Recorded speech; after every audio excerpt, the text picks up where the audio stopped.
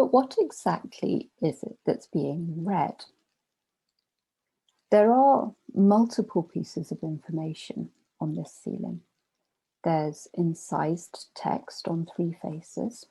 There's seal impressions, which might, as on this example, contain Cretan hieroglyphic signs themselves. There's the overall shape of the document. Separate from the document, there are the seals that made the impressions. And how one reads a seal is worth a lecture in itself, if not a conference. And you can move potentially even further out to encompass the physical location in which the document is being made and used, the people involved in their relationship, or the network of obligations in which they're enmeshed.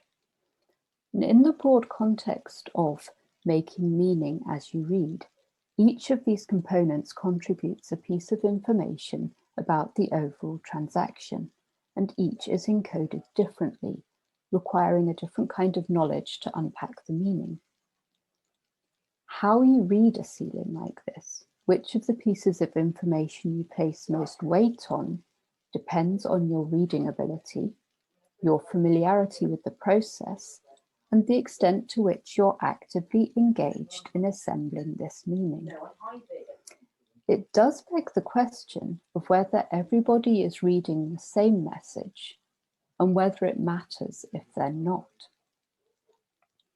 How far people were able to learn the skills necessary to participate in administrative activities, how much of the Linear A or Cretan hieroglyphic scripts they could read is unknowable.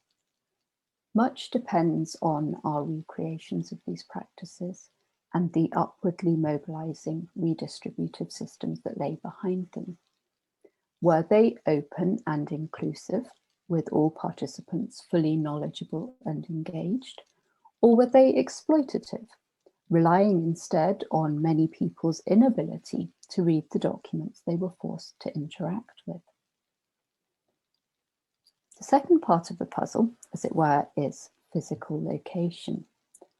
In order to be able to read, you need to have access to the written material as much as you need access to the literacy skills.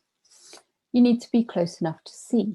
You perhaps need to handle the writing support yourself, to manipulate it so you can read all of the text. If we make a rudimentary sort of map of where Cretan hieroglyphic and Linear A writing might be visible, we have potentially some interesting patterns.